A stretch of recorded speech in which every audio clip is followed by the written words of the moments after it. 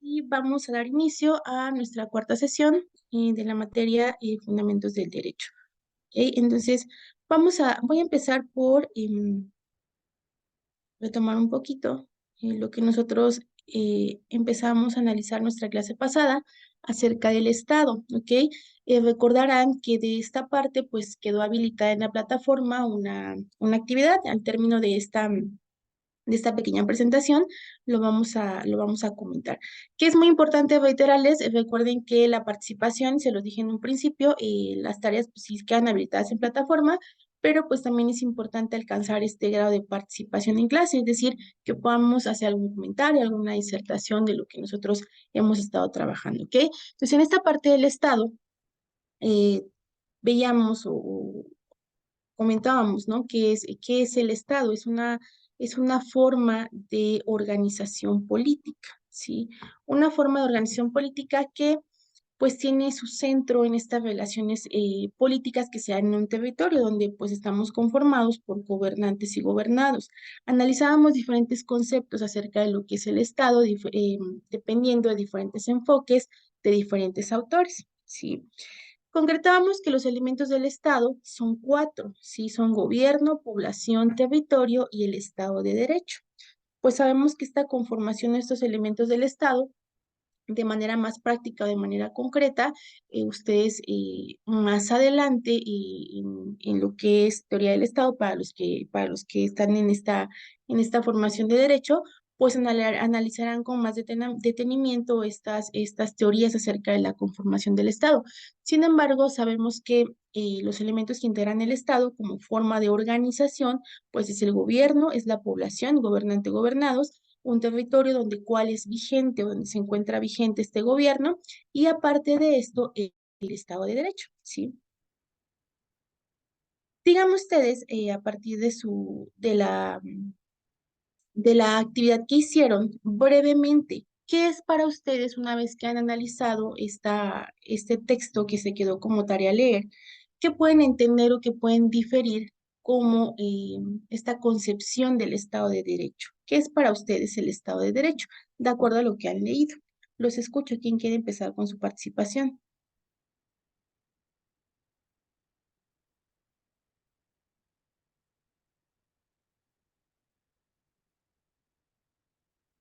Díganme, ¿los escojo yo? Yo, maestra. Sí, adelante, Anaí, gracias. Buen día, maestra. Bueno, de acuerdo a lo que yo leí y en resumen, pues, de lo que entendí que es el Estado del Derecho, el Estado del Derecho, en este caso para México, quiere decir que son todas las leyes, toda la normatividad que regula a nuestro país, a nuestro estado, a nuestro municipio, con la finalidad de salvaguardar la paz, la justicia dentro del mismo. Sí, Pero también el Estado de Derecho, abarca la parte de que muchas veces, eso busca las leyes, que haya justicia, pero, muchas veces no lo hay, porque también depende de los poderes, en este caso de los senadores, de los diputados, de los partidos, de las dependencias, porque muchas veces también existe lo que le llamamos la corrupción o la injusticia. ok, Y todo eso en resumen es lo que yo le entendí que abarca lo que es el Estado del Derecho. ok, Sería mi perfecto. participación. Muchísimas gracias, Gracias. Anaí.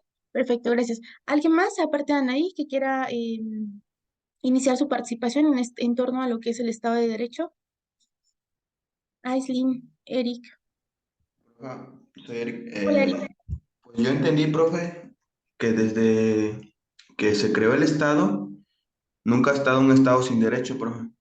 Ujú, Yo creo que es lo más importante porque es quien rige los actos, las personas, lo que hagan.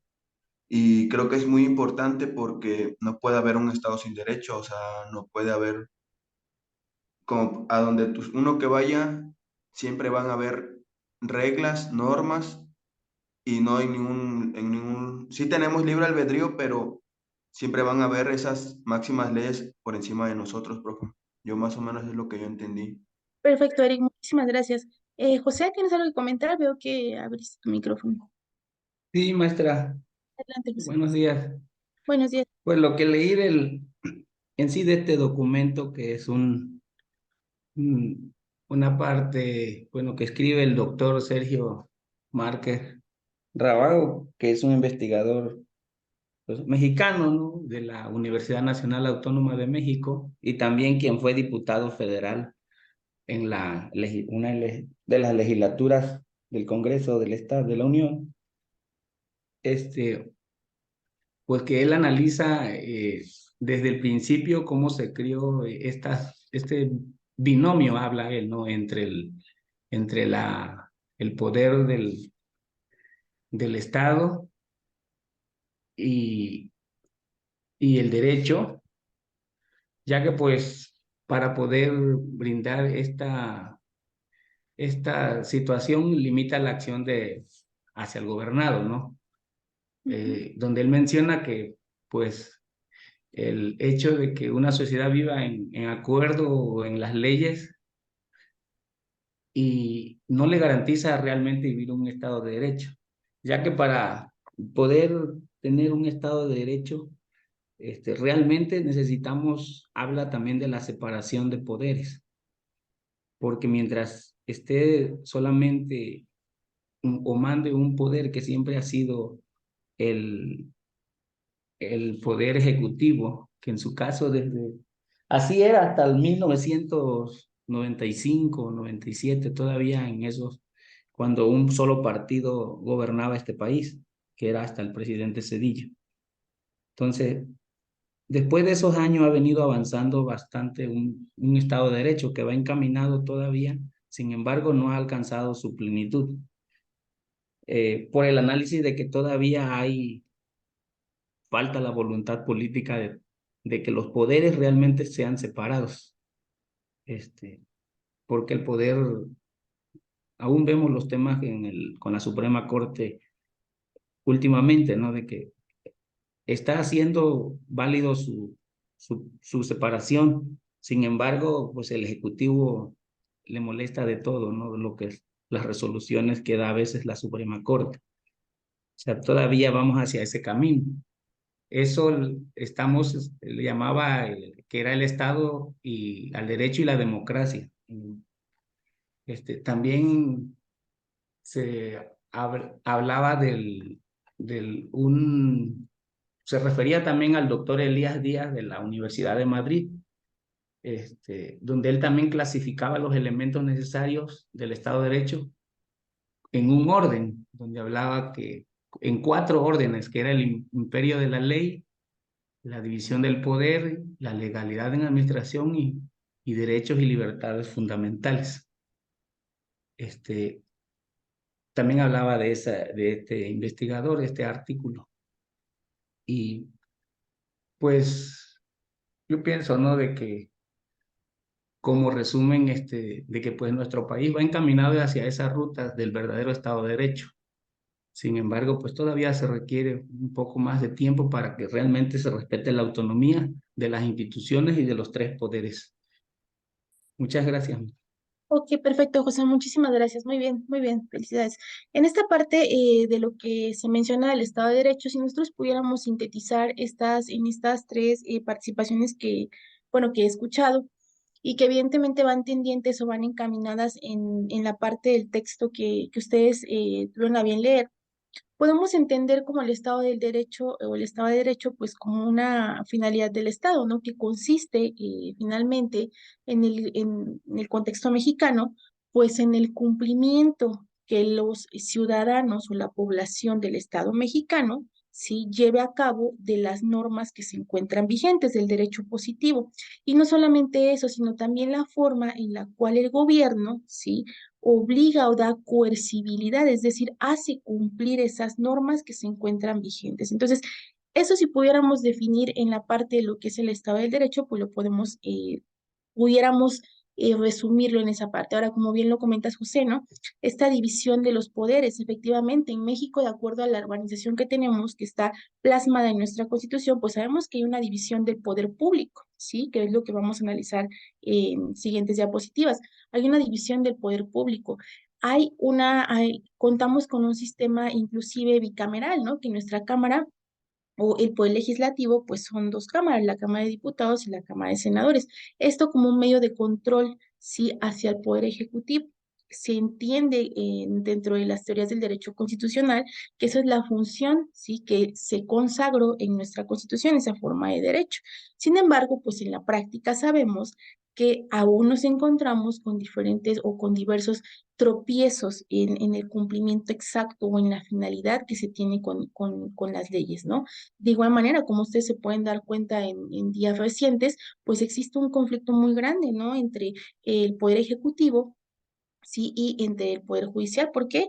Pues por esta iniciativa que se ha dado de la extinción de diferentes fideicomisos que estaban estatuidos a favor del Poder Judicial, ¿sí? Entonces, se ha dado una pugna, una situación, sí, de diferencias en estas partes del poder público que pues desembocan en diferentes conflictos, ¿no? Sin embargo, sí, esto que se da, esta pugna que surge o que se encuentra vigente, pues sabemos que lleva un proceso, no es una iniciativa, sin embargo, tiene que pasar a una votación, a una discusión para que se dé, porque no existe un poder amplio únicamente del Ejecutivo para decretar ciertos cambios o ciertas reformas. ¿Sí? Entonces, en términos concretos, pues eso es lo que vamos a entender como un Estado de Derecho en todas las normativas que se encuentran vigentes en nuestro Estado mexicano.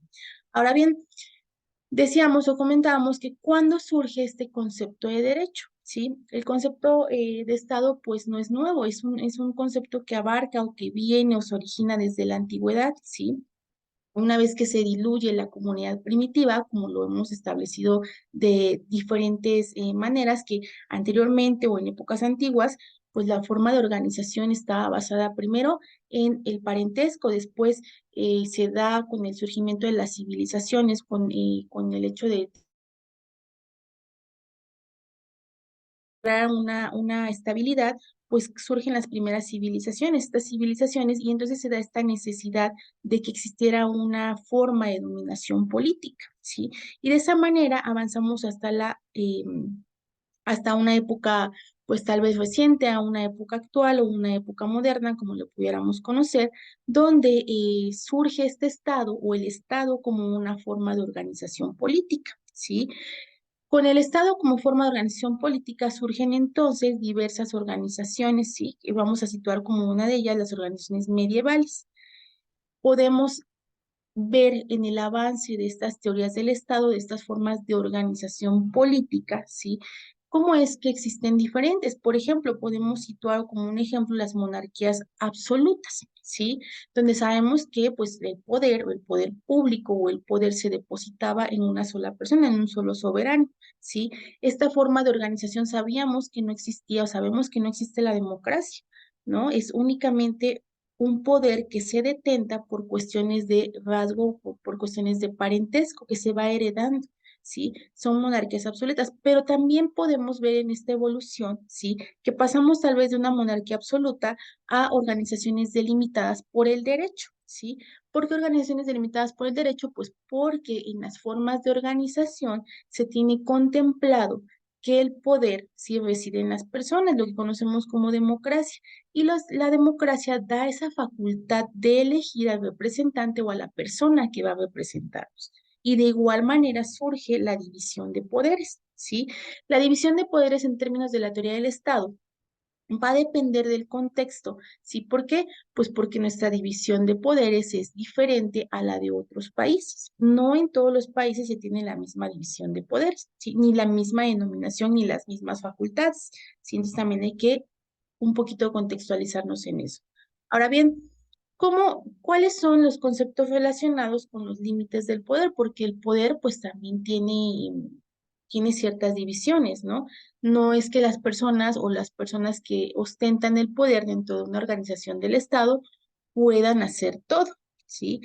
Tenemos que hay un derecho y una división de poderes, ¿sí? Estamos o entendemos, ¿sí? Que hay un poder exterior, es decir, ¿Qué facultades tiene el Estado mexicano en relación con los países del exterior? Si se establecen, sí, políticas y relaciones exteriores, pero sabemos que las normativas mexicanas pues únicamente van a tener vigencia atendiendo al ámbito geográfico pues en el Estado mexicano, ¿sí? Y de igual manera también tendrán vigencia todos aquellos tratados internacionales, aquellas normativas en carácter de relaciones públicas exteriores que México firme y ratifique por conducto de las personas que son encargadas por parte del Ejecutivo, ¿sí? Sabemos que la soberanía también reside en el pueblo, ¿sí? Es decir, el poder reside en el pueblo, pero como se los he comentado muchas veces, pues no todos vamos a tener la facultad de ser presidentes de la República, ¿no? Entonces, por eso precisamente ejercemos este derecho, ejercemos la democracia y depositamos esa soberanía en una persona, ¿sí? Entonces, de todo esto deriva lo que es el derecho y la división de poderes o la división del poder público, ¿sí? Hay un poder soberano, ¿sí? Esta soberanía, como se los comentaba, la soberanía es una potestad suprema, ¿sí? Que nace en el pueblo y pertenece al pueblo, pertenece al hombre, ¿sí? Es parte de una libertad y un derecho, reside en el pueblo. Sin embargo, lo va a depositar o lo va a delegar en otra persona, ¿sí? Esta delegación o esta transmisión de esta facultad que tenemos, pues sabemos que lo hacemos por medio del voto. Y este voto es esa transmisión o ese encargo que hacemos del ejercicio de algunas facultades y atribuciones que se tiene y las delegamos a los funcionarios públicos, ¿sí?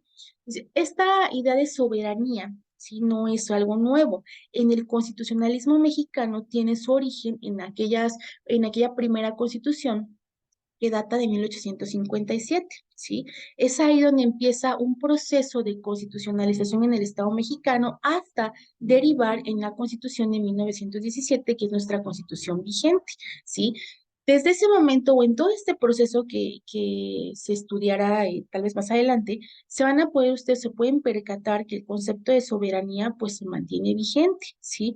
Dando esa facultad al pueblo, ¿sí? O ese poder que reside en el pueblo, ¿sí? Entonces, ese concepto se encuentra vigente porque lo podemos encontrar en nuestro texto constitucional, ¿sí? Entonces, México, ¿sí? Se consagra en esta constitución, en la de 1917, como un pueblo libre, ¿sí? Un pueblo libre, un pueblo soberano, que no va a delegar la soberanía, no la va a transmitir, simplemente va a nombrar un representante, ¿sí?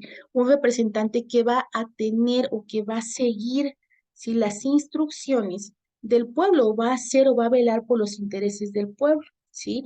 Esto pues porque sabemos evidentemente que todas las personas o todos los miembros del territorio mexicano, los ciudadanos, pues no podemos reunirnos o no podemos ejercitar o ejercer facultades de presidente. No es por eso que no delegamos soberanía, simplemente basados en ese concepto, en ese derecho, en esa soberanía que tenemos, elegimos a un representante, ¿sí? En el entendido que esos representantes pues tendrán que estar al mando o bajo las instrucciones de todos los miembros de la comunidad mexicana, ¿sí? Entendiendo en este sentido que pues tendrán que poder o tendrán que velar por los intereses de aquellas personas que los nombraron y los ratificaron en un puesto, ¿sí?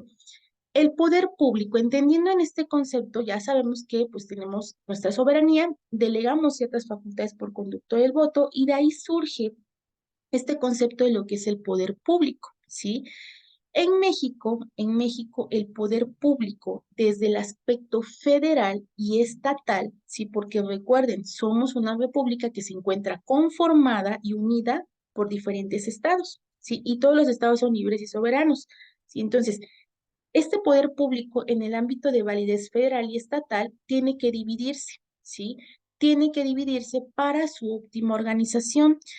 Estos antecedentes de la división de poderes datan o tenemos nuestros principales antecedentes con la Revolución Francesa a finales del siglo XVII, ¿sí?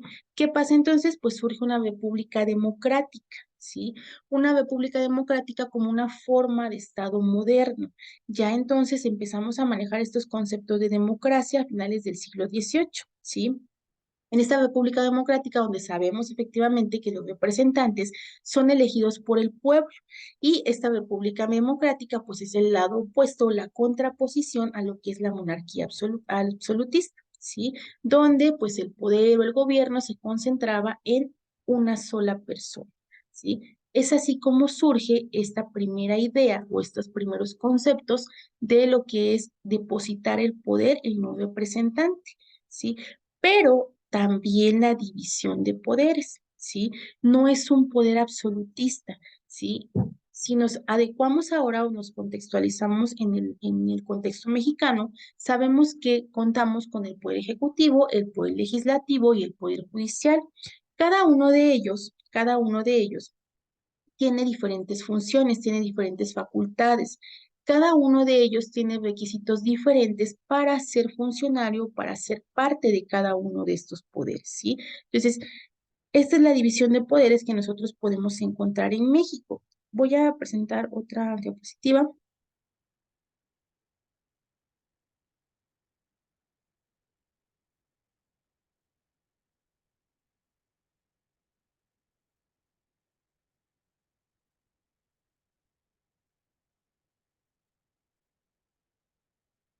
Confírmeme si pueden ver estas diapositivas que son color azul, que es estructura política de la nación, de la federación. Solo se ve la pantalla donde dice Estado, la presentación inicial. Ah, ok. Un momento.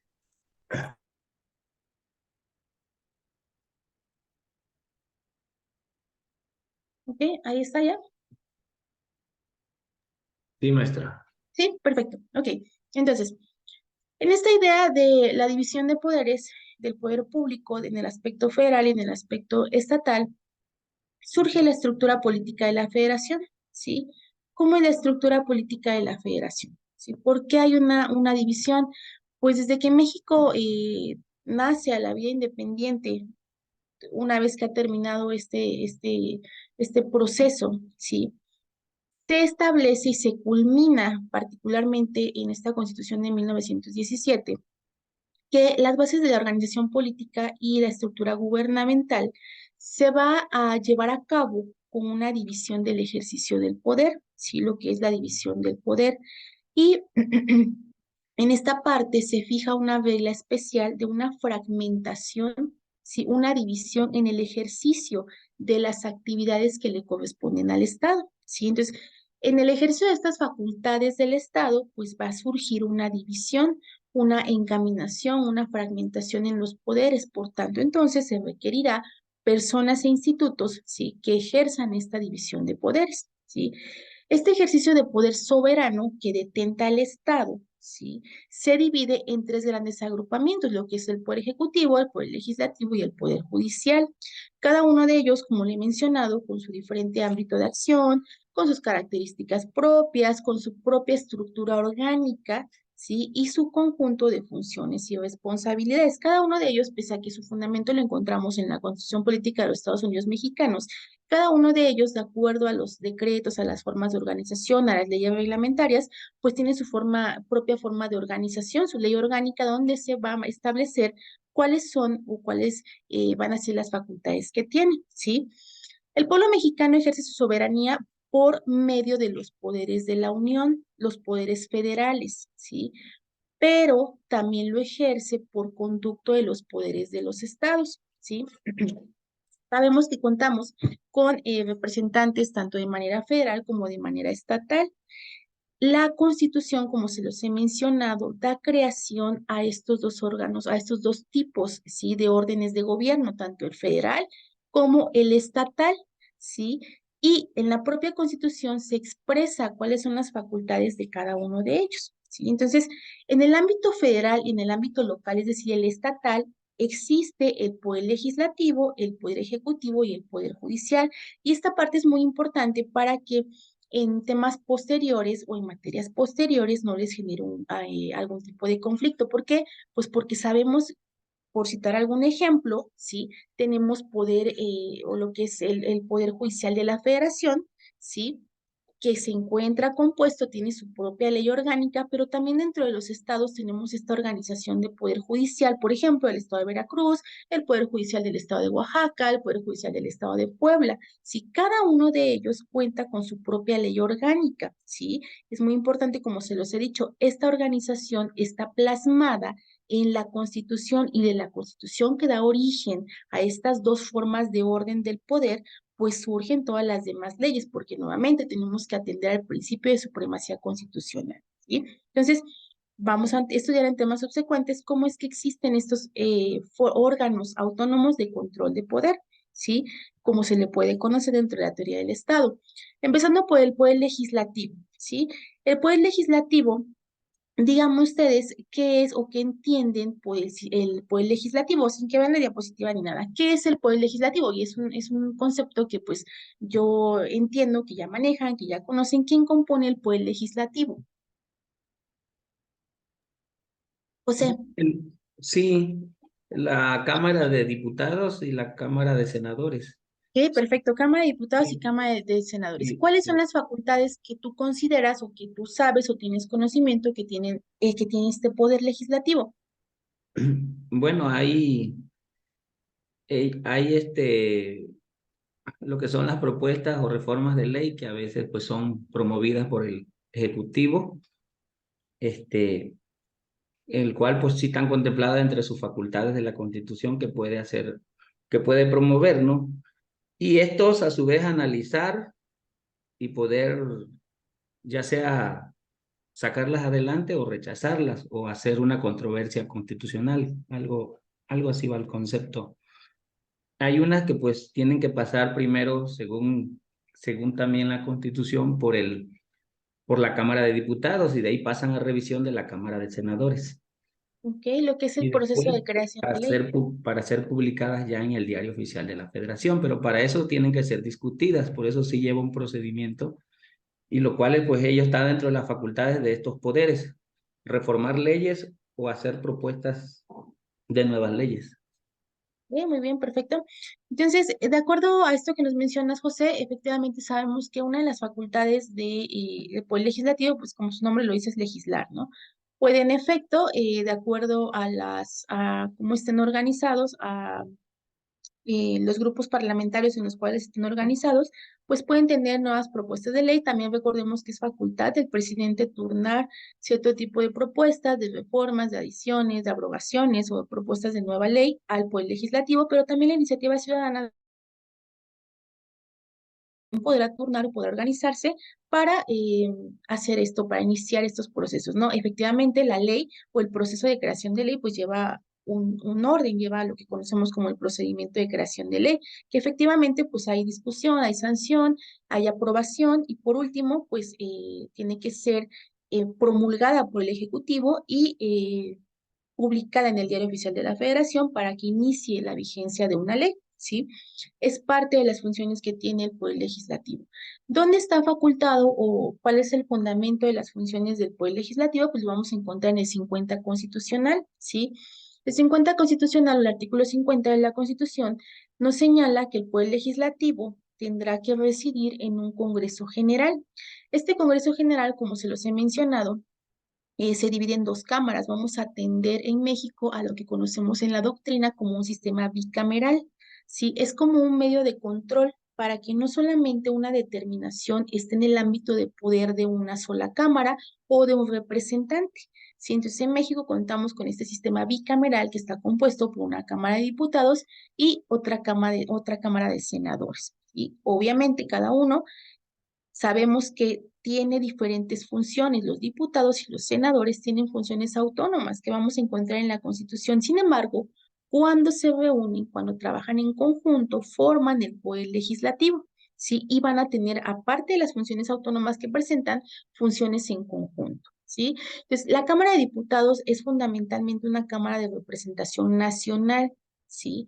Los integrantes se eligen cada 3 años. La Cámara de Diputados tiene una conformación de 300 miembros que son elegidos de acuerdo a lo que marca la Constitución, independientemente de las demás leyes reglamentarias, se eligen según el principio de mayoría relativa, ¿sí? Mediante un sistema de distritos electorales que son uninominales y aparte, ¿sí? Se eligen 200 más según el principio de representación proporcional, ¿sí? Entonces tenemos que hay un conjunto de 500, ¿ok? 500 diputados y así está establecido en la Constitución. 200 se hace mediante esta parte de lo que es la representación proporcional mediante un sistema de listas regionales, ¿sí? Ahora bien, ¿cuáles son los requisitos para ser diputado? ¿Alguno de ustedes sabe o conoce cuáles son los requisitos para ser diputado? ¿Los ha leído? ¿Los ha visto? ¿Saben cómo es que se elige a un diputado? Pues debe estar dentro de la misma reglamentado, dentro de la misma constitución, ¿no, maestra? De que pues el principio principal es que sea mexicano, nacido y Esa es la más importante, ¿Qué? ser ciudadano mexicano por nacimiento. Nacimiento y naturalizado, ¿creen que también participe? Eh, sí, no, no sabría Sí. decirle yo, profe. Permítame, es que necesito encontrar. Dame un segundo. ¿Quieres este? Un segundo, no se desesperen, estoy encontrando.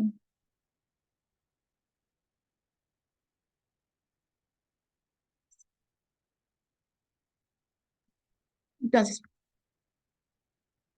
aquí está.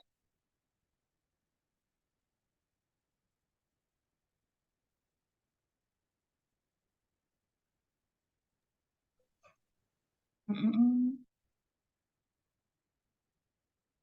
Ok, sabemos, ok, aquí lo tienen. ¿Sí lo pueden ver? Ya lo pueden. Sí, profe. Sí, sí.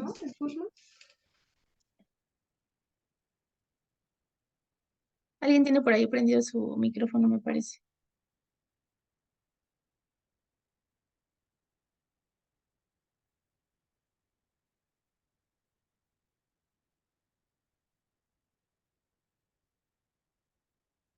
Ok, aquí lo entendemos. Entonces, como ustedes les mencionaban, sí, para ser diputado se requiere ser ciudadano mexicano por nacimiento, sí, se excluye la naturalización. En el pleno ejercicio de sus derechos, tanto políticos como civiles, tener 18 años cumplidos el día de la elección, sí. ¿Qué más? Ser originario de la entidad federativa en que se haga la elección o vecino de esta residencia, ¿sí? Que tenga una residencia comprobable o efectiva de más de 6 meses, ¿sí? Esos son parte de los requisitos que se pide. ¿Qué otra cosa? No está en servicio o sea, servicio efectivo en el Ejército Federal, no ser titular, ¿sí? de alguno de los organismos que tienen autonomía constitucional, ni ser secretario, ni ser subsecretario de Estado, no ser ministro de la Suprema Corte de Justicia, ¿sí? No ser ministro de algún culto religioso, ¿sí? Y no estar comprendido en alguna de las incapacidades que marca el artículo 59, ¿sí? Que son pues las que nos da o ser precisamente miembro del Senado de la República, ¿sí? Entonces, estos son algunos de los requisitos que piden. Como ustedes se pueden dar cuenta, pues prácticamente son requisitos, pudiéramos citarlo como mínimos para postularse como diputado, ¿sí? Cuestiones que evidentemente, pues en algunas cuestiones genera algún tipo de, pues de discrepancia, ¿no? Porque controversia. hay controversia, efectivamente, porque hay quien señala que, pues, cómo pudiera ser esta cuestión de que no se pide algún tipo de preparación en aquellas personas que son las encargadas de dirigir la política en cuanto a la legislación del Estado mexicano, ¿no? Entonces, son cuestiones que, pues, evidentemente no en un ámbito de hacer un juicio de valor, pero como una reflexión que no se ha llevado a un ámbito, evidentemente, de reformarlo, ¿no? Entonces, pues esa es la cuestión. Ahora bien, ¿qué otra cuestión tenemos, no? En la Cámara de Senadores, que tiene su fundamento en el artículo 56 constitucional, en el 57 también, y pues el único cambio que hay entre el requisito para ser diputado y para ser senador, pues es únicamente la edad. ¿Sí? Son los mismos requisitos, sí, ser ciudadano mexicano por nacimiento, en pleno uso de sus derechos políticos y civiles, demostrar la residencia, no ser ministro de ningún culto, no estar en servicio activo en el ejército, ¿sí? Pero aquí cambia la edad. Si de igual manera no se pide algún tipo de preparación, algún tipo de antecedente, nada, únicamente pues cambia esta parte de la edad. ¿Por qué? Pues para diputado sabemos que son 18 años y para senador pues son 25 años cumplidos al día de la elección. Nuevamente, pues son cuestiones tal vez un tanto reflexivas, un tanto de situaciones en el entendido, ¿no? Pues esto no demerita la preparación, no demerita tal vez pues el sentido de las resoluciones que toman.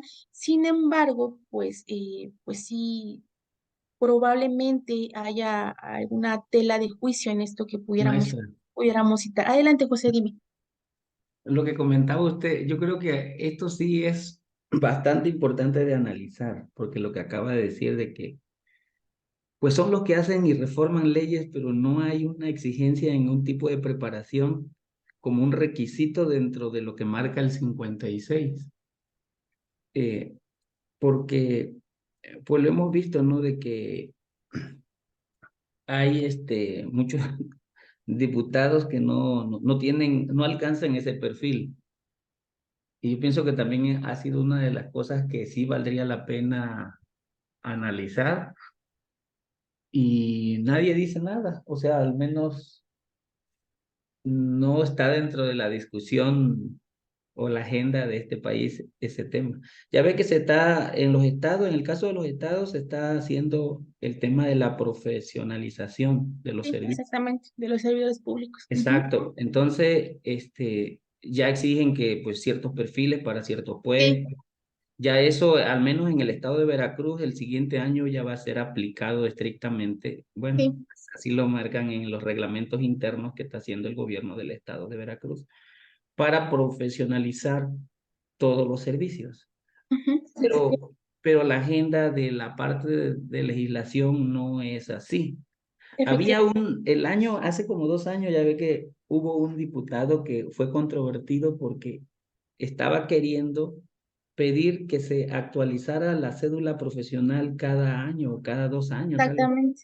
Ujú. Fue una controversia porque pues querían exigirle a los profesionistas estar actualizando su Cédula. cédula Ujú. profesional cuando ellos no hay ni siquiera una propuesta dentro de para poder mover el artículo constitucional. Sí, creo que me ponen el 56, el que pide los 56 consistente, exactamente. Sí, entonces, entonces, yo efectivamente, hago como una reflexión, no así como lo está haciendo usted, de que yo creo que sí nos hace falta, pues alzar la voz, ¿no? Como pueblo, de que pues sí, vayamos hacia la profesionalización también de la legislación para poder enmarcar y poder alcanzar realmente un Estado de Derecho con conocimiento, porque los que hacen las leyes pues no tienen el conocimiento realmente, solamente se basan en los asesores. exactamente, muchísimas gracias, José. Sí, efectivamente, ¿no? Esto no quita que, pues, sabemos que todos los diputados, los senadores, pues, tienen atrás de ellos, pues, un equipo de senadores, pues, un equipo de asesores, pues, muy formado, ¿no? Que les dice o que les lleva a esta cuestión de lo que plantean, de lo que aprueban. Sin embargo, pues, sabemos que tan simple como ahora, ¿no? Que se está discutiendo el presupuesto de egresos y de ingresos de la federación y que pues sabemos que se empieza ahorita y que con la idea de que en diciembre ya se tenga publicado, ¿no? En el diario oficial, pero pues nuevamente todo este tipo de formación pues impacta directamente en ámbitos tan importantes como es la educación, como es la economía, como es la autonomía de las leyes. Entonces, pues sí, sería una cuestión reflexiva pues que da para mucho, ¿no? Sin embargo, pues sabemos que pues el Poder Ejecutivo no se va a echar encima al Legislativo proponiendo que exista una reforma en los requisitos para ser diputado por senador.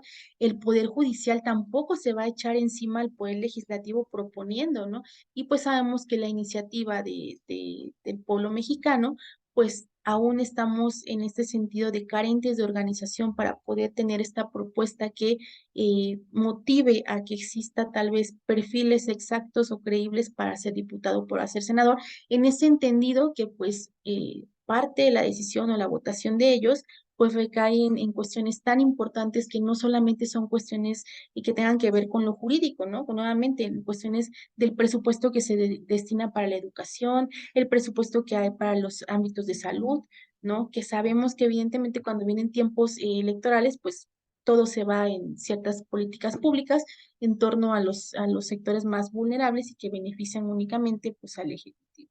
Entonces, pues esto únicamente para que ustedes lo tengan como conocimiento, cuál es el fundamento, cuáles son los requisitos para ser diputado y para ser senador. Las facultades igual, las facultades o las parte de las facultades que tienen ellos, diputados y senadores, por una parte, las facultades de los diputados lo vamos a encontrar en el artículo 74 de la Constitución Política de los Estados Unidos Mexicanos, donde señala cuáles van a ser las facultades que tienen los diputados, mientras que la de los senadores se encuentra contemplada en el artículo 76 de nuestra Constitución. ¿Ok? Confírmame si pueden ver mi diapositiva de sesiones de las cámaras. ¿Sí la Maestra. pueden ver? ¿Sí? ¿Sí se Sí, puede ver? maestra. Ok, perfecto. Entonces, en esta parte, sabemos que hay una Cámara de Diputados y una Cámara de Senadores, ¿sí? Ambas tienen, de acuerdo a lo que estudiamos, una tiene facultades o tiene su preámbulo o tiene su fundamento en el 74 y la otra en el 76, es decir, cuáles son los deberes o cuáles son las facultades que tiene cada uno de ellos. Cuando se reúnen ambos, ¿sí? Se forma o dan vida a lo que se llama el Congreso de la Unión, el Poder Legislativo, ¿sí? Y entonces surgen nuevas facultades, nuevas actividades que tienen como un Congreso de la Unión, ¿sí? Entonces, este Poder Legislativo o el Congreso de la Unión tiene tiene dos maneras de sesionar, ¿sí? Sesionan, como se les he mencionado, por separado, ¿sí? De acuerdo a las atribuciones que les fundamenta el 74 y 76 constitucional, y el segundo es cuando las cámaras de manera conjunta, ¿sí? Constituyen una sola asamblea y se forma el Congreso de la Unión, ¿sí? Ambas cámaras, ya sea, bueno, en una sesión conjunta, reciben la protesta del presidente para tomar posesión de su cargo, ¿sí? Cuando el Congreso tiene un receso, pues saben que sesionan, no sesionan en conjunto de manera permanente, tienen sesiones establecidas, si tienen una agenda de sesión en Congreso, y cuando se encuentran en receso se establece una comisión permanente, es decir, la comisión permanente es la que va a estar cuando el Congreso tenga algún receso, ¿sí? Entonces, el Congreso de la Unión, de conformidad con los supuestos que marca el 84 constitucional, se reúne en sesión conjunta, ¿sí? En caso de que exista alguna falta absoluta del presidente de la República, el Congreso de la Unión, en términos de lo que está estatuido en el 84 constitucional, se puede reunir y podrá nombrar un presidente interino, ¿sí? Es una facultad que tiene únicamente el Congreso de la Unión. Y lo podemos ver también, por ejemplo, en el ámbito estatal, ¿sí? En el ámbito estatal sabemos que los congresos estatales, cuando falta el gobernador, el Congreso de la Unión, el Congreso estatal es el que nombra a un gobernador interino. Y sabrán ustedes del caso que se ha dado, los sucesos que se han dado en el estado de Puebla, ¿sí? Donde, pues a lo largo de los últimos 6 años, hemos estado viviendo esta parte de contar con varios gobernadores interinos que han sido estatuidos por el Congreso Estatal. ¿Por qué? Pues porque ha habido ausencia de los gobernadores, pues por cuestiones, han fallecido, han tenido algún tipo de accidente o por cuestiones de muerte natural, sí se ha dado que han estado de forma ausente. Entonces se da cumplimiento, número uno, a lo que está en la Constitución, número dos, a la Constitución del Estado de Puebla, donde le da facultades, sí, al Congreso Estatal de nombrar un gobernador interino. Y como se los he dicho, en el aspecto de organización estatal, vamos a equiparar a los gobernadores de los estados o lo vamos a hacer como un espejo, como una asimilación a la detentación del poder ejecutivo, ¿sí? Es la forma, como se los he dicho, hay forma de organización federal y la estatal. Sin embargo, pues es como una forma paradójica de llamar, ¿sí? ¿Qué otra designación?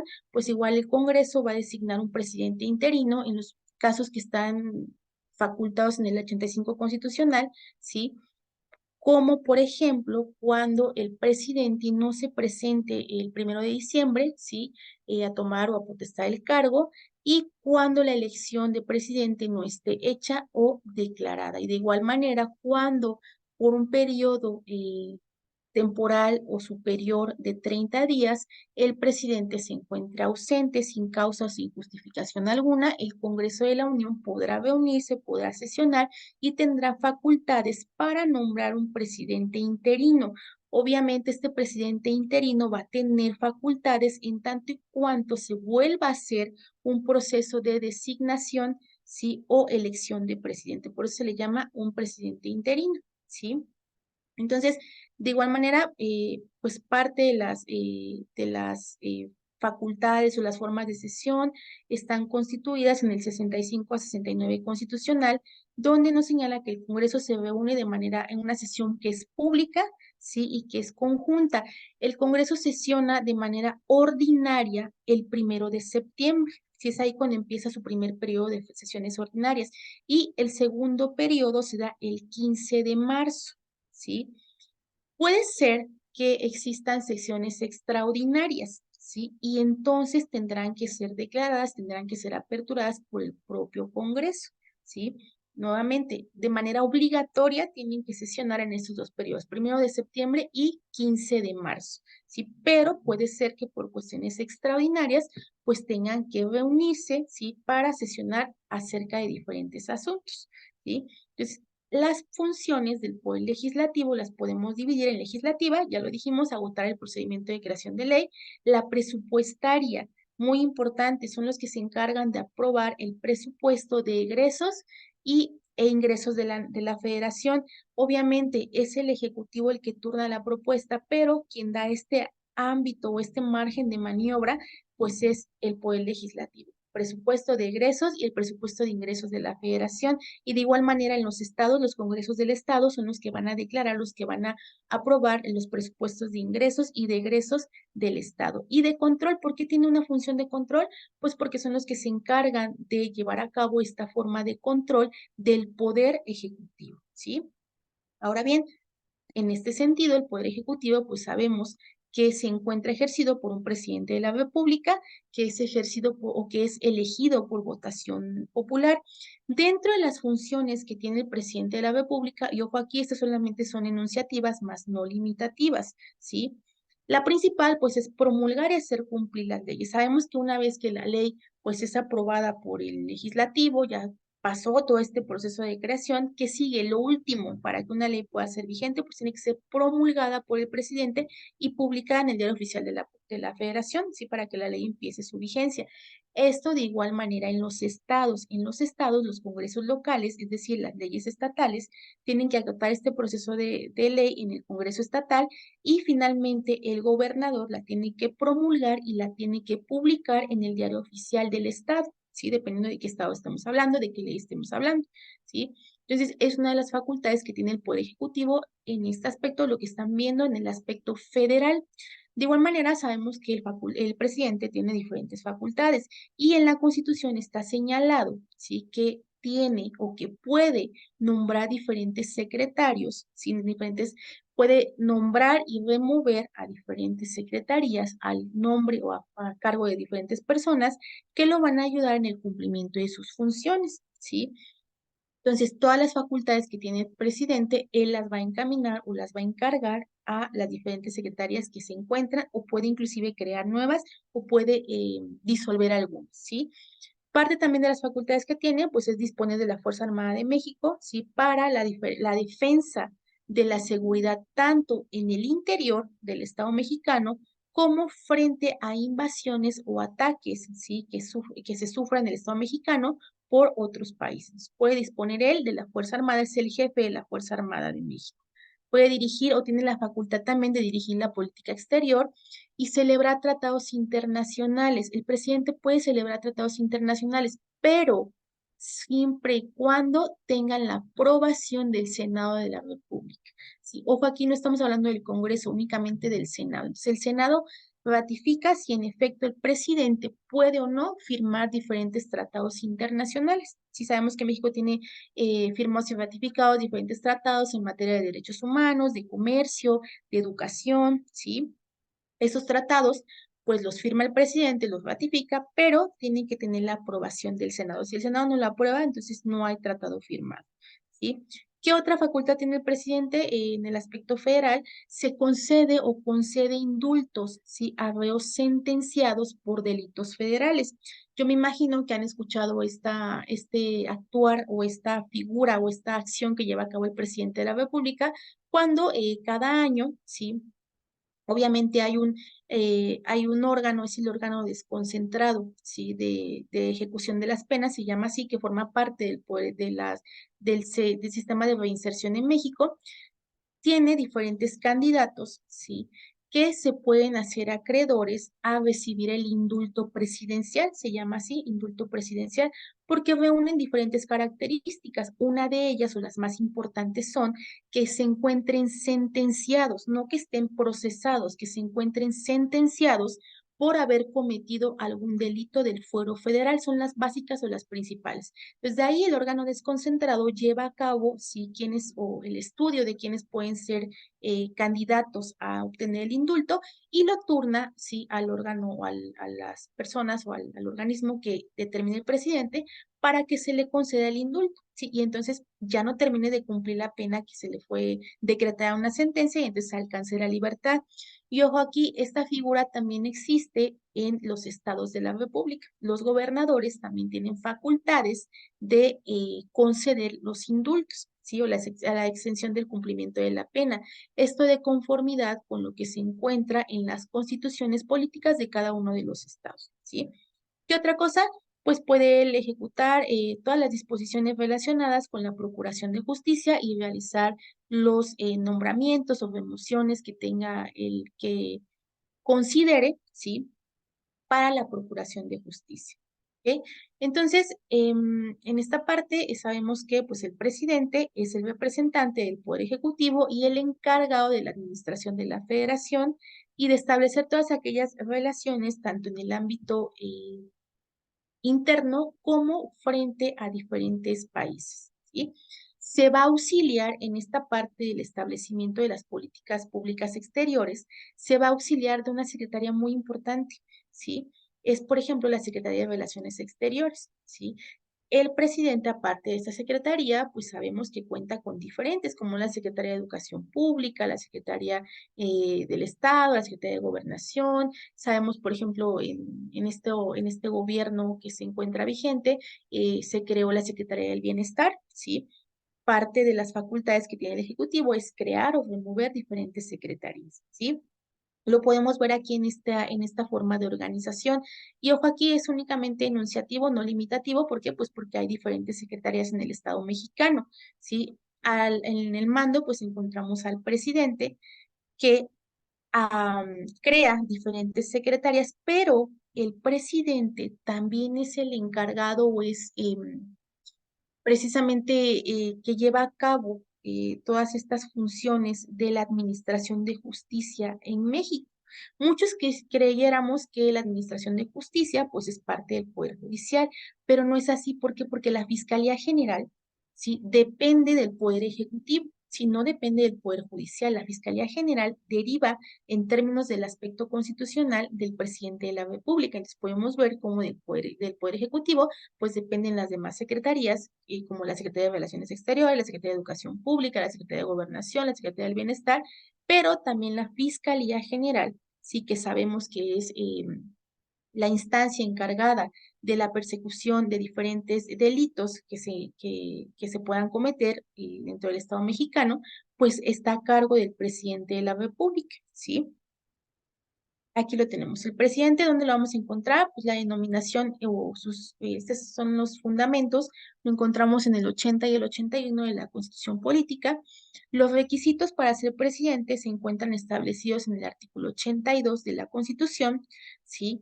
Los fundamentos de esta administración pública, es decir, lo que da fundamento o lo que da esta, esta parte del trasfondo de que el presidente se pueda auxiliar de diferentes secretarías está en el artículo 90 y las facultades, todas y todas las obligaciones o todos los derechos que tiene el presidente lo vamos a encontrar en el 89 de la Constitución Política de los Estados Unidos Mexicanos, ¿sí?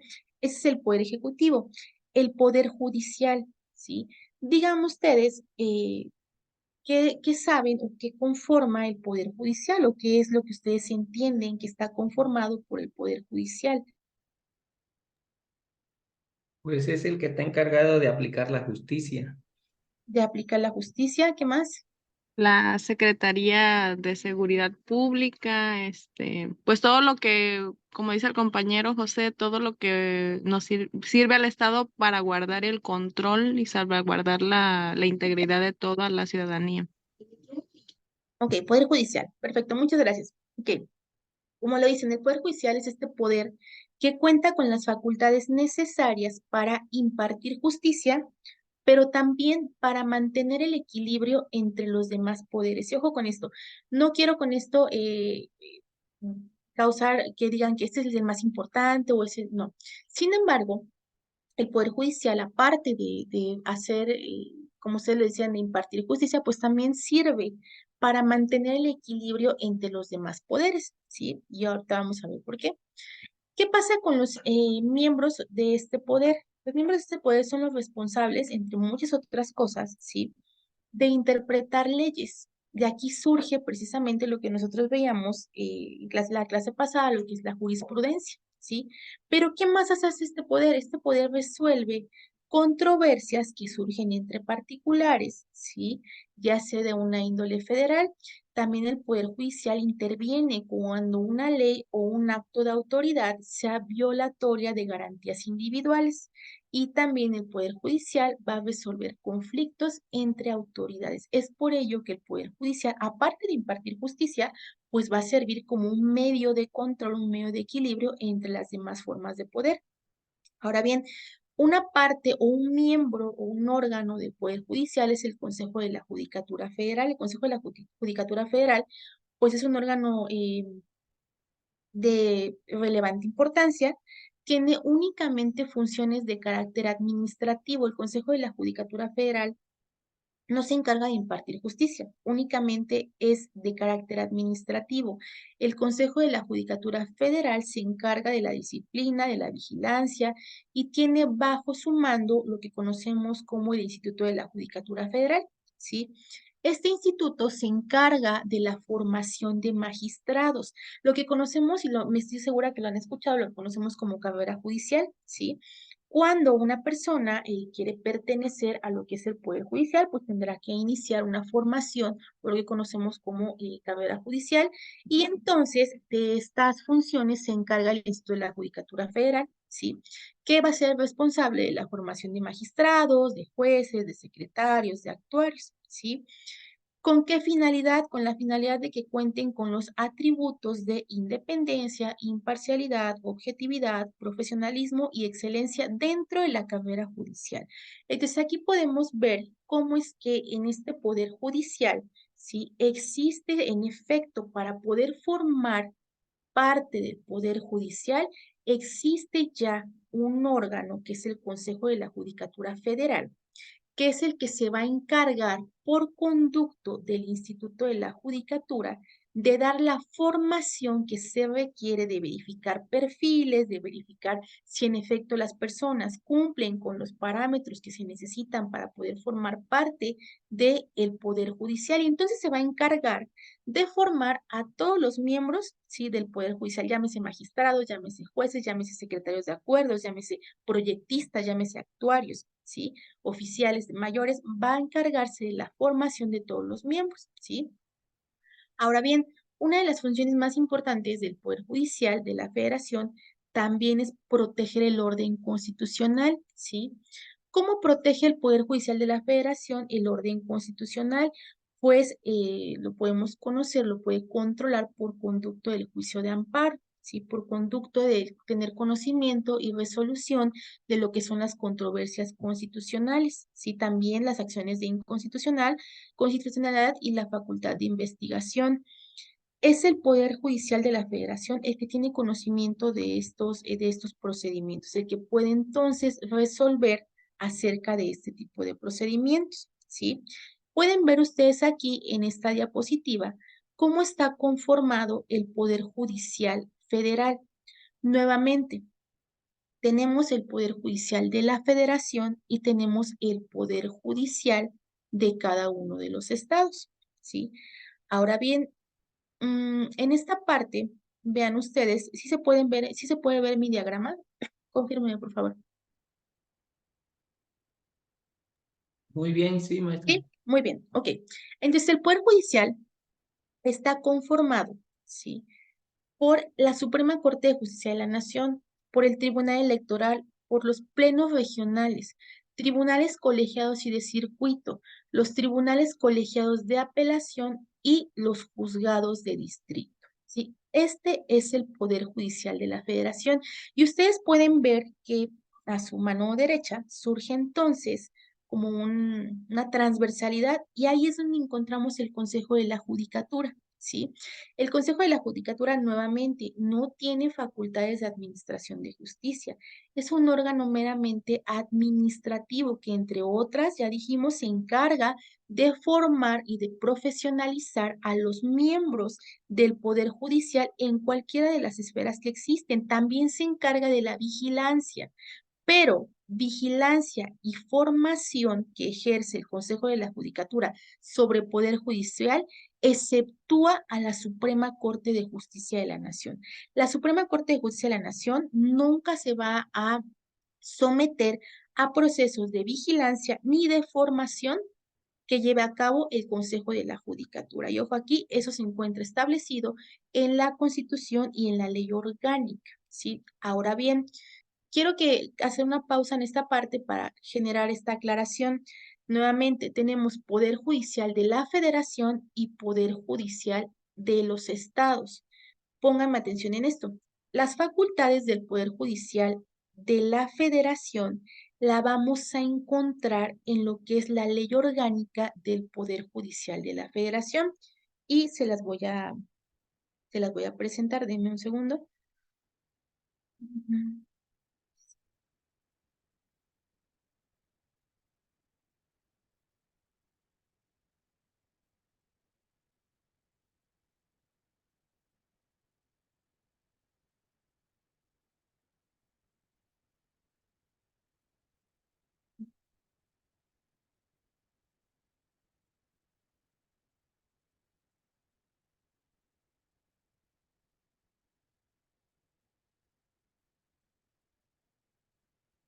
Un segundo, por favor.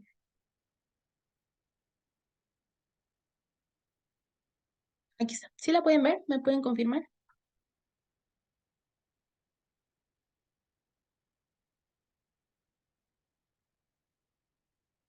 ¿Sí la podemos ver? Sí, profe. Ok, entonces aquí tenemos, ¿no? Esta es nuestra ley orgánica del Poder Judicial de la Federación. Ok, aquí lo dice. Ley orgánica del Poder Judicial de la ¿Cómo está conformado? ¿No? Y nos dice aquí, ley de los órganos del Poder Judicial de la Federación. Los órganos del Poder Judicial de la Federación son la Suprema Corte de Justicia de la Nación, Tribunal Electoral, plenos regionales, tribunales colegiados de apelación, juzgados de distrito y el Consejo de la Judicatura Federal. Esta es la conformación o la conformación del Poder Judicial. En esta ley orgánica del Poder Judicial de la Federación, ustedes van a poder encontrar las facultades que asisten a cada uno de los órganos que conforman el Poder Judicial de la Federación. Y es importante pues que lo tengan presente, que lo lleguen a analizar para que puedan ustedes saber, por ejemplo, cuál es la utilidad de esto.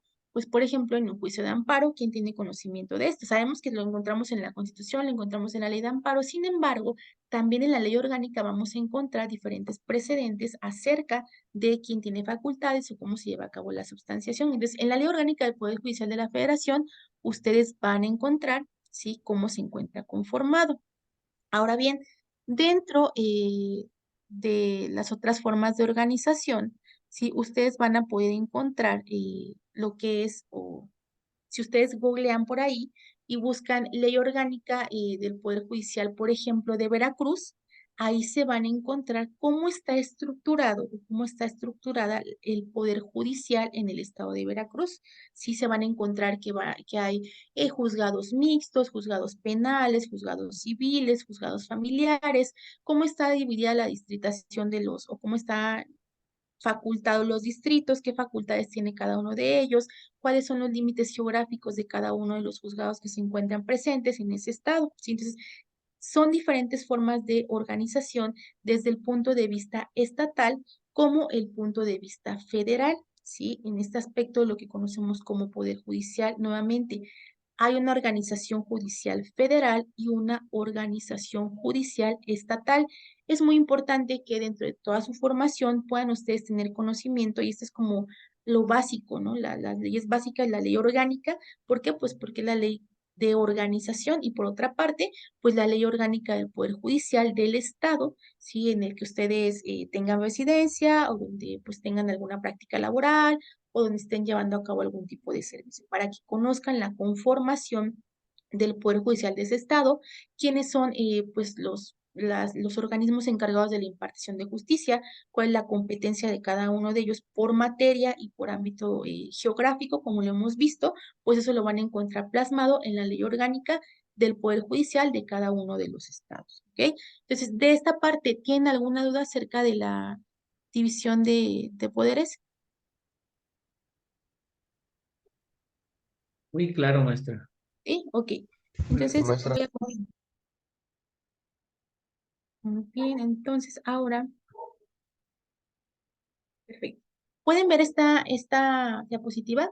Persona, personalidad, capacidad y legitimación. ¿Sí la Sí, podemos ver? maestra. Muy Sí, bien, maestra. perfecto. Entonces, para concretar y para terminar en estos conceptos básicos, estos fundamentos básicos de lo que es el derecho, ya hemos analizado la estructura del Estado, el poder público, cómo está dividido, cuáles son las facultades, cómo está dividido, cuáles son los fundamentos, cómo lo vamos a estudiar por parte de lo que es el poder público. Ahora vamos a centrarnos en el aspecto individual, ¿sí? En el aspecto de la persona, ¿sí? La persona, pues sabemos que es un ente individual. Dentro o enlazando esta parte con el derecho, ¿sí? Sabemos que pues una persona, sí, es una porción de seres, un ser que pues tiene cualidades específicas, tenemos cualidades intelectuales, tenemos cualidades morales, sí, tenemos características que nos hacen diferentes de las demás personas o de las cosas que son inanimadas, sí, aquellas cuestiones materiales. Ahora bien, si nosotros entablamos este concepto un tanto sociológico y ya lo enlazamos con un aspecto legal, sí, vamos a retomar lo que está plasmado en el Código Civil, ¿sí? Que define o que señala que es persona el ser o entidad capaz de tener derechos y obligaciones, ¿sí? Entonces, para el Código Civil o de acuerdo a esta normativa, ese es el concepto que se nos da de persona. Si es aquella, es una persona o es un ser o una entidad que es capaz de tener o ejercitar derechos, pero de igual manera cumplir obligaciones. No es lo mismo persona que personalidad. Ya sabemos que persona, pues es la entidad que tiene esa capacidad de ejercitar derechos y llevar a cabo sus obligaciones. Y personalidad, ¿qué es la personalidad? Y no estamos hablando desde el punto de vista psicológico, estamos hablando desde el punto de vista jurídico, ¿sí? Si lo encamináramos al aspecto psicológico, pues sabríamos que la personalidad es ese conjunto de rasgos de comportamiento que nos diferencia del resto de las personas. Pero desde el punto de vista jurídico, la personalidad, pues va a ser esa capacidad, ¿sí? De convertirnos en sujetos de derechos y obligaciones. Aquí hay una palabra que hace diferente persona de personalidad, que es la capacidad, ¿sí? Esta personalidad nos da esa capacidad de convertirnos en sujetos de derechos y obligaciones, ¿sí? Esta personalidad se da al momento del nacimiento y termina con la muerte, ¿sí? Así surge. Entonces tenemos capacidad. ¿Y qué es la capacidad? La capacidad surge de la personalidad y la capacidad va a ser esa aptitud de una persona para adquirir derechos y contraer obligaciones. De esta capacidad surge lo que es capacidad de goce y capacidad de ejercicio. ¿Sí? ¿Por qué? Pues porque somos capaces o tenemos esa capacidad de ejercitar nuestros derechos, pero también de gozarlos y también de contraer obligaciones por mutuo propio, es decir, por sí mismo. Es la capacidad, surge de la personalidad. Ahora bien, la capacidad de goce. Esta capacidad de goce, es decir, de gozar de nuestros derechos, de que nos sean respetados, ¿sí?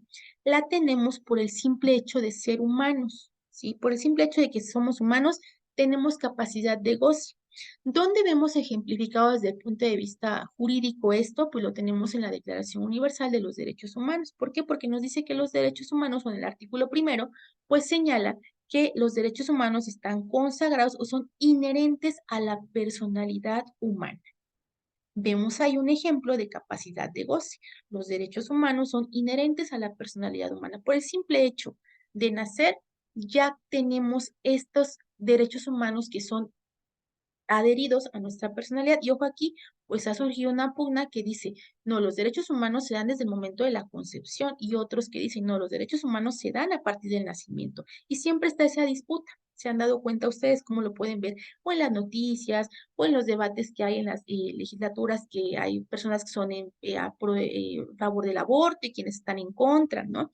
Siempre ha existido esa discrepancia acerca de la interpretación de ese concepto que está plasmado en la Declaración Universal de los Derechos Humanos.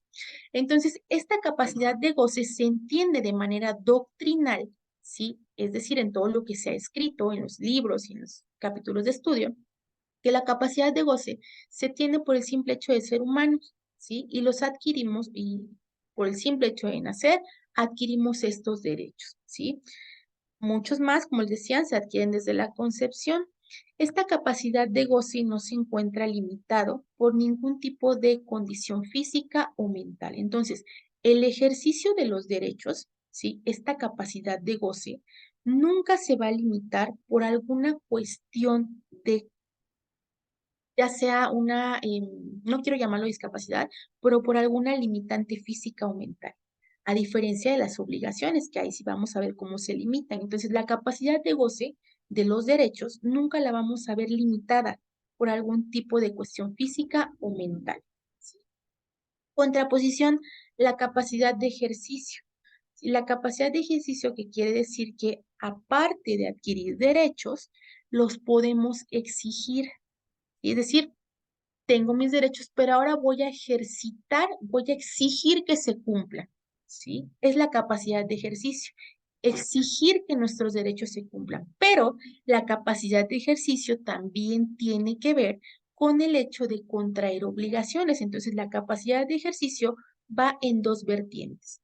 Número uno, esa permisibilidad que existe de exigir mis derechos o el cumplimiento o el respeto a ellos. Y número dos, esa parte de contraer obligaciones.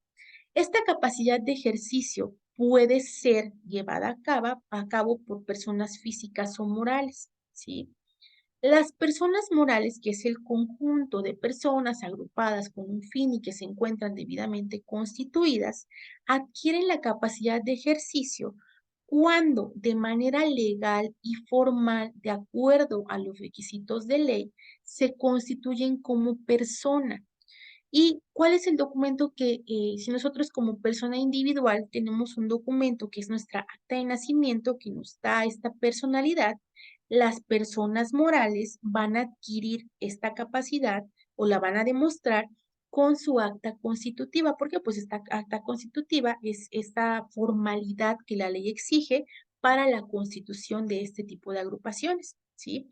Ahora bien, la capacidad de ejercicio en las personas físicas se va a adquirir cuando se alcanza la mayoría de edad, ¿sí? La mayoría de edad. Decíamos, la capacidad de goce la tenemos desde el momento del nacimiento o la concepción, dependiendo de la vertiente, dependiendo del tipo de ideología, el pensamiento o el enfoque. La capacidad de ejercicio la vamos a adquirir al cumplir la mayoría de edad. ¿Por qué? Porque ya tenemos, ¿sí?, esta personalidad jurídica, esta capacidad de ejercicio, que de acuerdo a la Constitución política en el Estado mexicano, la mayoría de edad se adquiere a los 18 años. Y a los 18 años, entonces, ya estamos facultados para llevar a cabo esta capacidad de ejercicio que nos va a dar esta facultad de ejercitar nuestros derechos, es decir, exigir su cumplimiento ante cualquier órgano jurisdiccional, pero también a los 18 años ya estaremos facultados en términos de ley para poder contraer obligaciones por nosotros mismos, ¿sí?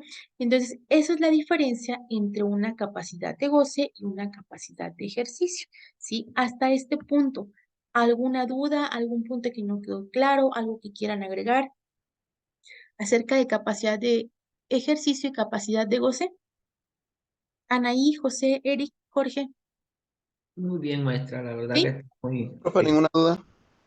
Ok, perfecto. Entonces, de estas capacidades, ¿sí? Hay algo en términos jurídicos que conocemos como legitimación. La legitimación deriva de la capacidad de ejercicio. ¿Recuerdan? La capacidad de ejercicio la tenemos a partir de que cumplimos 18 años y entonces estamos facultados para contraer obligaciones y comparecer para exigir el cumplimiento y respeto de nuestros derechos, ¿sí?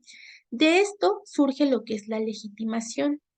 ¿Qué es la legitimación? Es una aptitud para ejercitar acciones o comparecer en un juicio o en un procedimiento para hacer valer un derecho que se cuestiona, ¿sí? Entonces, la legitimación es que cuando yo ya tengo mis 18 años, yo ya puedo comparecer ante un órgano jurisdiccional para ejercer el cumplimiento, o para solicitar el cumplimiento de un derecho. Ya puedo ser parte dentro de un procedimiento judicial, ¿sí? Ya puedo entonces yo comparecer y existe legitimación, ¿sí? ¿Por qué? Me legitima que yo ya tengo la edad, ¿sí? Que la ley me menciona para ejercer mi capacidad de ejercicio. Si no hay legitimación, no quiero decir con esto que un menor de edad no tenga legitimación, pero ¿qué va a pasar con los menores de edad, con los que tienen algún tipo de limitante física o mental? No tienen legitimación por falta de edad. Sin embargo, la ley señala que se les va a poder nombrar un representante, ya sea un tutor o alguien que vele por sus intereses, ¿sí? Pero de la capacidad de ejercicio, pues deriva directamente en lo que es la legitimación. Ahora bien, de esto surge lo que es el derecho de las personas, ¿sí? Sabemos que las personas tienen diferentes atributos. ¿Qué son los atributos de la persona? Pues son diferentes características, ¿sí? Como por ejemplo, nosotros podemos conocer personas jurídicas desde el punto de vista individual y desde el punto de vista colectivo. Las colectivas pues son las personas morales, ¿sí? Desde el punto de vista del derecho, la persona jurídica comprende tanto las individuales, que son las físicas o las corpóreas, como las colectivas, las personas colectivas, que son las personas morales o las que son incorpóreas. ¿Por qué incorpóreas? Pues porque no tienen un cuerpo. Tendrán un acta constitutiva, tendrán un domicilio donde realizan a cabo sus negocios, pero pues no son corpóreas como lo que somos las individuales, ¿sí? Ahora bien, está la personalidad jurídica. La personalidad jurídica es esta posibilidad del ser humano y de las personas colectivas de ser sujeto de relaciones jurídicas, ¿sí? Eso es la personalidad jurídica.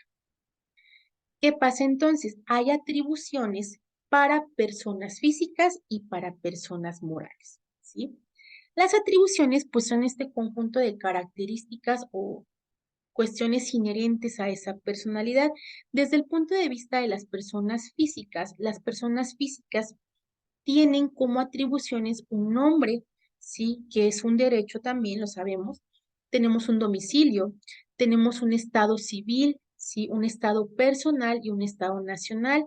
Tenemos capacidad, ya sabemos que es capacidad de ejercicio, capacidad de goce. Tenemos una nacionalidad y tenemos un patrimonio. Estas son las atribuciones de las personas físicas. ¿Qué es el nombre? Pues aparte de constituir un derecho, porque sabemos que todos tenemos derecho a un nombre y tenemos derecho también a los apellidos, es un signo de reconocimiento, es una individualización para identificar, ¿sí? Es un derecho que se consagra desde el momento de la procreación, desde el derecho desde el punto desde el nacimiento, ¿sí? Y es un derecho imprescriptible, ¿sí? Este derecho al nombre pues no caduca, no vence, no se puede transferir, no se nos puede quitar, ¿sí? Y se tiene la obligación, por tanto, así como es un derecho, también tenemos la obligación de ostentarlo, ¿sí? Es un derecho, pero también es una obligación. Ahora bien, este nombre o la otorgación de este nombre, o la constitución de este nombre, sabemos que se realiza ante un registro civil, ¿sí? Cuando existe algún tipo de equivocación, de falta en este nombre, pues tenemos que realizar un procedimiento que se llama rectificación o rectificación por enmienda del acta de nacimiento, ¿sí? Cuando hay errores, ¿sí? En una cuestión mecanográfica de alguna letra, en nuestro nombre, pues se va a tener que realizar una aclaración. Hay trámites o que tienen que ver con el cambio en un acta de nacimiento o con la rectificación. Hay rectificaciones administrativas y rectificaciones judiciales, ¿sí? Va a depender de lo que se encuentre consagrado en el Código de Procedimientos y en el Código Civil de la entidad, ¿sí? Donde se encuentre registrada la persona. Entonces, este nombre es un derecho que se encuentra ampliamente protegido, pero de igual manera, pues es la obligación de cada uno de ellos ostentarnos en todo momento con el nombre que se encuentra consagrado en nuestra acta de nacimiento, que se encuentra registrado pues en el registro civil, ¿sí? ¿Qué pasa con el domicilio? Pues el domicilio es el lugar donde se reside con el propósito de establecernos en él. ¿Qué facultad o qué beneficio tiene o cuál es la intención de manifestar un domicilio o que tengamos un domicilio como una atribución o como un atributo de la persona? ¿Sí? El domicilio tiene fines muy importantes. Uno de ellos es el de determinar el lugar para el cumplimiento de obligaciones, ¿sí? Otro también es el de determinar el lugar para oír notificaciones y en el aspecto judicial fijar la competencia del juez. Para eso sirve el señalamiento del domicilio como atributo de una persona. El estado que guardan las personas. Hay un estado civil o familiar, es decir, esta relación que se da de parentesco, matrimonio, ¿sí? También el estado político o la nacionalidad y el estado personal, ¿sí? Que puede ser, por ejemplo, el estado si es que hay un tipo de incapacidad, pues se tiene capacidad para ejercer los derechos o si hay una emancipación, ¿sí? Es el estado que guarda cada una de las personas. La capacidad jurídica, ya sabíamos que la capacidad jurídica se adquiere cuando se tienen todos los atributos de la personalidad desde el momento en que se es concebido y al momento de cumplir los 18 años, según lo que marca la ley, se adquiere esta capacidad de ejercicio para comparecer y para hacer cumplir nuestros derechos. Y la nacionalidad también es un atributo de la personalidad que genera este vínculo entre una persona y un Estado. De este vínculo entre una persona y un Estado, pues sabemos que hay derechos y hay obligaciones, ¿sí? Que son determinadas por la nacionalidad. En el Estado mexicano sabemos que la nacionalidad se adquiere ya sea por nacimiento o por naturalización y también nuestras leyes contemplan que podemos, o los ciudadanos mexicanos pueden detentar 2 o 3 nacionalidades en el Estado mexicano, pero hay otros países como puede ser Cuba, por ejemplo, donde no está permitido tener más de una nacionalidad, ¿sí? Entonces, esto es importante. Patrimonio. El patrimonio también es una característica, ¿sí? O un atributo de la personalidad. ¿Qué es el patrimonio? Pues es el conjunto de bienes, derechos y obligaciones. Es decir, el patrimonio lo conforma no solamente lo que hay, sino también lo que se adeuda o las obligaciones que se tienen frente a terceros, ¿sí? Entonces, el patrimonio, una característica muy importante es que es apreciable en dinero, ¿sí? Y lo constituyen los bienes presentes o los futuros. Todo lo que conforma presente o futuro es parte de un patrimonio. Nuevamente, el patrimonio puede ser activo, bienes y derechos, o pasivo, que son las deudas y las obligaciones que se tienen frente a terceros, ¿sí? Así como las personas físicas tienen sus atribuciones, las personas morales también lo tienen, ¿sí? ¿Cuáles son las características o las atribuciones de las personas morales? La denominación o razón social, es decir, lo que equiparamos con una persona o con un individual como el nombre, ¿sí? Las personas morales no tienen nombre, a ellos se les denomina denominación o razón social. Las personas morales también tienen un domicilio, que es el que tendrán que establecer en su acta constitutiva, y tienen un patrimonio, ¿sí? Que este patrimonio también deberá estar estatuido en su acta constitutiva, ¿sí? Entonces, cada uno de ellos tiene diferentes características, diferentes atribuciones, ¿sí? Las personas morales, pues son entes incorpóreos que son creados por el derecho. Son creados por el derecho, son personas, un conjunto de personas que se reúnen, que tienen un fin común, ya sea del aspecto mercantil, aspecto comercial, aspecto social, tienen diferentes objetivos. pero tendrán que conformarse en términos de ley. Tendrán que tener entonces un acta constitutiva que de manera normal se realiza basándose en las leyes notariales de cada uno de los estados, ¿sí? Y los atributos de la personalidad, pues son nuevamente dominación o razón social, su domicilio y su patrimonio, ¿sí? Ahora bien, de esta parte, dígame, ¿tienen alguna duda? No, maestra, gracias, muy claro todo. Bien, maestra. Una maestra. Perfecto. Ok, entonces, nada más por último, les comento en su plataforma, déjenme ver dónde está la plataforma. En su plataforma ya van a poder ustedes encontrar, ya van a poder encontrar la evaluación final. No sé si lo han, si ya abrieron su plataforma o no la han abierto. Aquí está, se los voy a mostrar. ¿Lo pueden ver? Díganme. Sí, maestra. Sí, ok, está aquí. Entonces, este es el enlace, le van a dar clic aquí y los va a dirigir directamente a su evaluación. Les doy unos consejos. Tómense un tiempo, pues, idóneo para contestarlo, para que le den contestación. No creo que tarde más de una hora, pero sí es importante que lo vayan contestando conforme se lo va pidiendo. El examen va a estar disponible a partir de hoy a las 10:30 y se cierra la plataforma o se cierra el formulario el 23 de octubre a las 8 de la mañana. Les aconsejo, por favor, que solamente me lo envíen una vez, porque a veces les pasa a los compañeros que lo terminan de contestar una vez y lo quieren volver a contestar y me vuelven a mandar otras respuestas. Solamente mándenlo una vez, si no lo hagan otra vez. Inmediatamente que ustedes le dan terminar, les va a aparecer el mensaje de se han registrado tus respuestas y con eso ustedes pueden tener la certeza que ya se queda en mi Drive, se queda ya las respuestas que ustedes me enviaron. ¿Sí? Entonces no hay necesidad de que hagan otra cosa, no les va a llegar una confirmación ni nada, solamente les va a aparecer, se han registrado tus respuestas y eso quiere indicar que ya está terminado su examen, ¿sí? Entonces le van a dar clic y van a ir contestando una a una las preguntas, ¿sí? Ahí les va apareciendo en la parte de abajo en qué número de pregunta van y cuánto les falta para terminar, ¿sí? Entonces, de esta parte, no sé si tengan alguna otra cuestión, alguna otra duda. Maestra, la presentación de hoy nos las va a mandar todavía, ¿verdad? Sí, se las voy a subir ahorita a la plataforma. Sí, ahorita en este momento se las subo. Ajá, para repasarla. Sí, sí, sí. Sí, no, no se preocupe. Yo se las Maestra, aviso. disculpe, ¿cuántas preguntas son en el examen?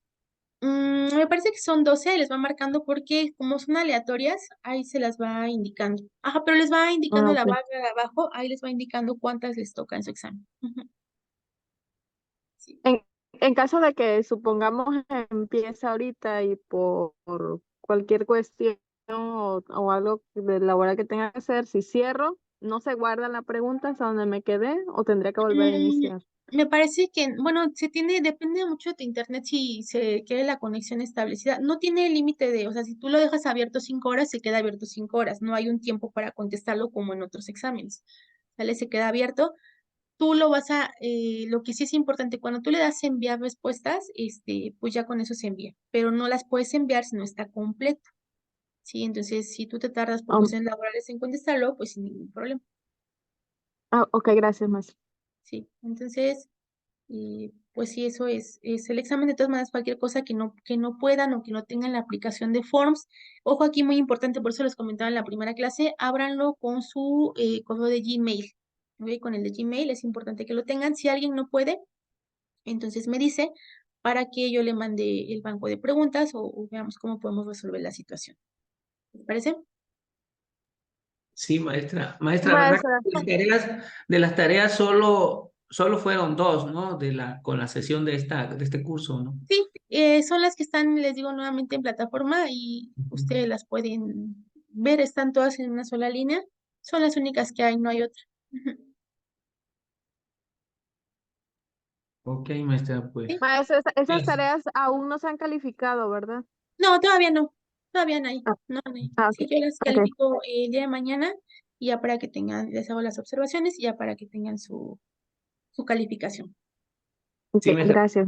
Y entonces, más Muchas cualquier gracias. otra, si tienen algún inconveniente en contestar su examen, me mandan mensaje, ya tienen mi número, ahí está en el chat, me lo mandan particular y para que los pueda apoyar. Sí, maestra, muchas gracias por su apoyo.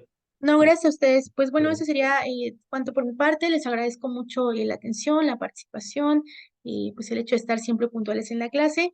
Les deseo, ya saben, el mejor de los éxitos. Espero poderlos ver en algunas materias subsecuentes y pues ya saben que cualquier cosa, cualquier situación, quedo a la orden. Muchísimas gracias. Gracias a usted, maestra. Muchas gracias, maestra. Gracias. Tenga buen fin de semana. Muchas gracias, Gracias, maestra. igualmente.